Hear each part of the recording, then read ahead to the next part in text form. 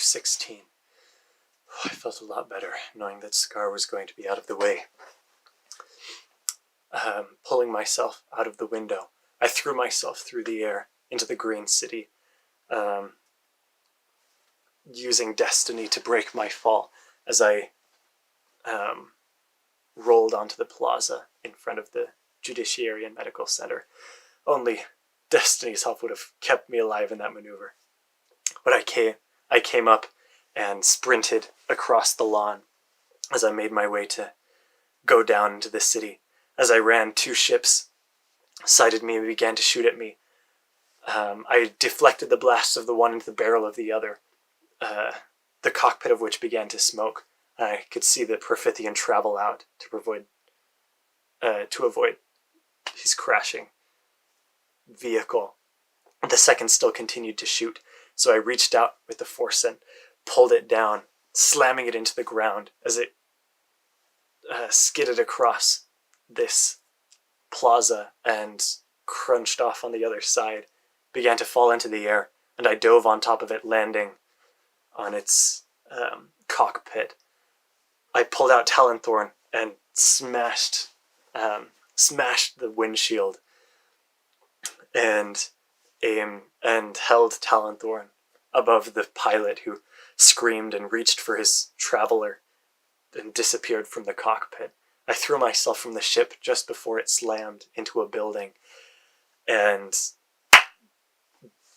exploded, rocking all of the buildings nearby. I continued to plummet down the street, gaining speed as I shot through the wind, green, flashing by on every side. I used destiny to guide myself along and used my arms to wind my way through this highway that was fairly straight.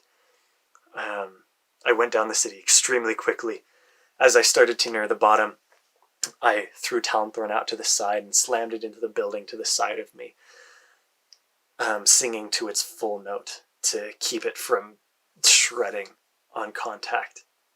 It held as it slashed its way through the building. As I came through the bottom of the building, it cut through and I began to gain speed again before hitting the next building and continued to slow down, slicing my way through the buildings before I came through the last building on the bottom and slammed down on the ground.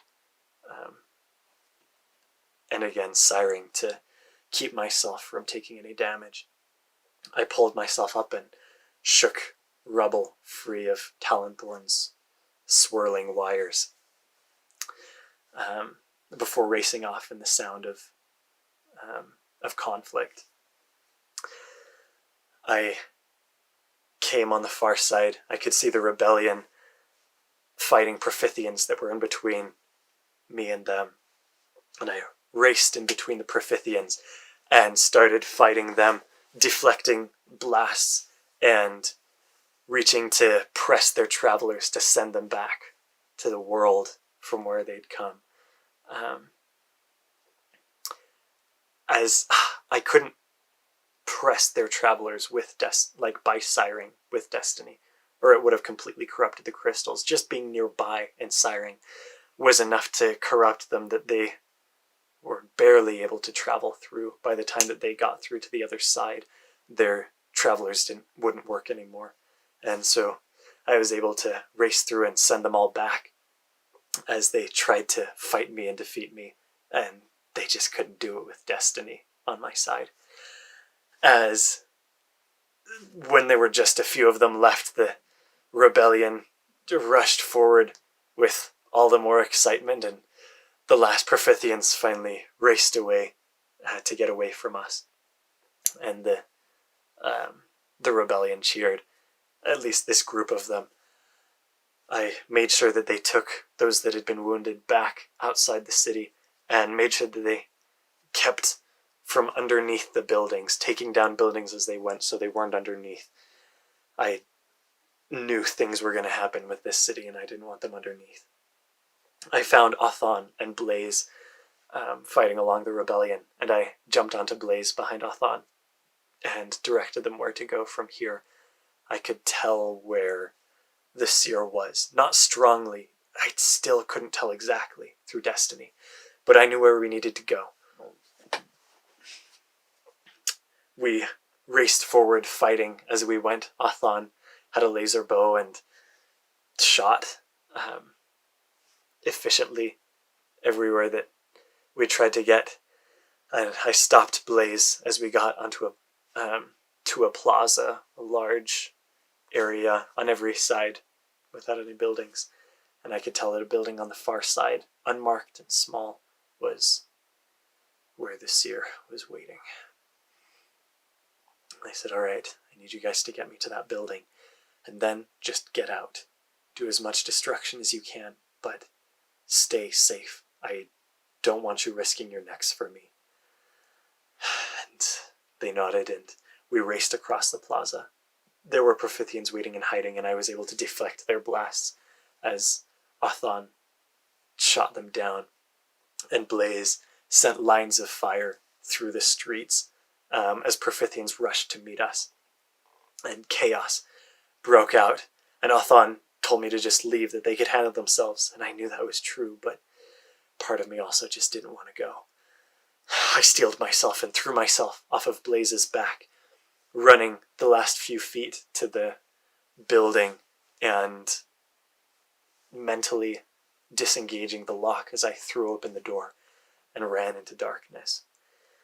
The door closed behind me, and all I could see in the dimness was a staircase that went down. Destiny had a hard time seeing, and I had a hard time feeling him down here, and I knew that was only more so going to be the case. But I made my way down the staircase and stepped into a larger chamber. I could see a long not steep staircase that went further down into the ground. That all of this was underground from here. And I steeled myself and started to go down into the more lit room through the green. And honestly, at this point, I was getting sick of seeing green all over the place. Ugh, Prophithians. As I began to make my way down, I heard a voice say, "Gee." I turned back, and I knew that voice. I said, "Destiny?" And as I said it, I could almost make out a figure, like a shadow. And I heard Destiny's voice say, "Gee, I can't go any further. From here on, it's up to you."